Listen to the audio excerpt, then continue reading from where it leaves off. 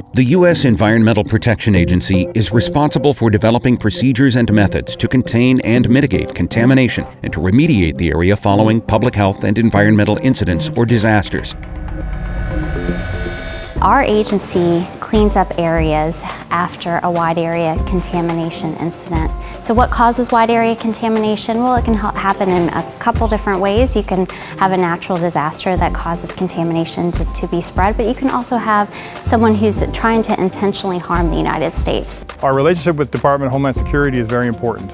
We bring EPA's experience, our mission, our experience, our expertise. Department of Homeland Security has a mission to prepare the nation for disasters, and together we've partnered with them to get a very large, complicated body of work done. The U.S. Department of Homeland Security is responsible overall for the coordination of a chemical, biological, radiological incident in the country. It's important for us to know how are we going to clean it up so that it's safe for the public to go back into and resume their daily activities. Subways and other underground transit systems throughout the United States are unique targets for intentional harm. Because of this, the Department of Homeland Security is leading the effort to increase resiliency and return to service in the event of a biological attack. This research is very important not just to EPA, but to the whole federal government. As you know, we have to prepare for all kinds of contingencies now in order to protect our homeland. And this kind of research that reaches down into the nation's primary infrastructure is so essential to making sure that we're preparing for what might be an attack.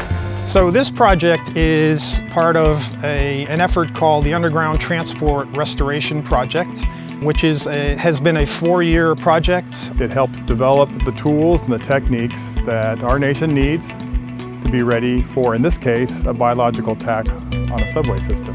There are several large communities around the country that have subway systems or underground transport systems, and if they were to be contaminated with a biological agent, they would be shut down. So rapid return to service of the underground system is very important to the cities that have those systems. As part of this project, EPA researchers are working with DHS and other federal agencies to test and demonstrate technologies within a subway environment. First, we evaluate methods and technologies at the small scale, and then when we find something that's promising, we take it to that next scale, which we call the pilot scale. The purpose of our exercise is to bring all this technology and the understanding from that into a large-scale demonstration that is not only related to sampling, but also to the decontamination of the facility itself. And then if we see that technologies are promising at that scale, then we think, okay, it's time to take these to the field. So we develop a method, and we have our EPA partners do it in a large field setting. We're looking at efficacies of various decontamination options, and from that they can select what works the best for the specific situation. So we're adding more and more tools to this box, and that makes it that we are essentially helping our responders in the field. Examples of the research from this demonstration include fumigation and fogging techniques, surface treatment options, looking at compatibility issues, what methods work best with porous and non-porous materials, and finally, waste disposal considerations. The people that can use the research are first responders, as well as other federal agencies and international governments that have asked us for our expertise in terms of returning certain areas of service following a biological agent release. We work with our partners and other agencies and within the agency to go out and do these sort of full-scale, so realistic scale demonstrations to see how well these technologies actually will work when we're responding to an actual incident. How do we sample from a greasy, grimy surface? How do we sample from rocks and other organic materials and get a reliable answer?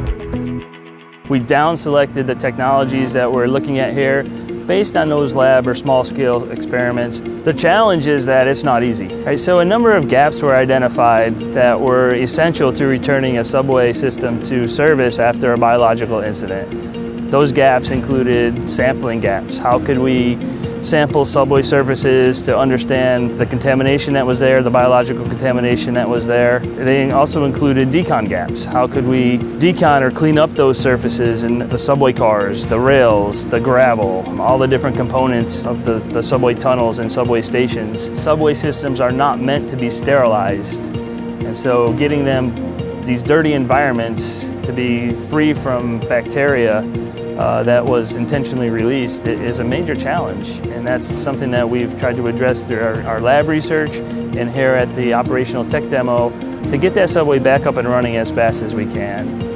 These partnerships that take the research from the bench level, from the testing, the evaluation, the analytics that support the ability to move it to the field, we believe is very, very important to make sure that in case of an emergency or an attack, we're prepared to fulfill our mission essential functions. These on-scene coordinators that are here, these responders that are here are learning it firsthand, and they'll take it back to the rest of the agency and teach them. But we can't do this alone, and there's other federal agencies that also have some responsibility. So it does take an interagency partnership. We work in partnership, the federal government with the local and state stakeholders to recover critical infrastructure as quickly as possible. So we're trying to minimize the effects on public health. Real-world experiments like this one provides new technologies that local governments, state governments, other responders can use in the future when we're faced with these kinds of situations. Our nation is at its strongest when it faces disasters head-on, prepares for them, and has the tools in place to deal with them. So our agency comes in and helps clean up so communities can get back into their homes and they can go back to their normal and daily lives.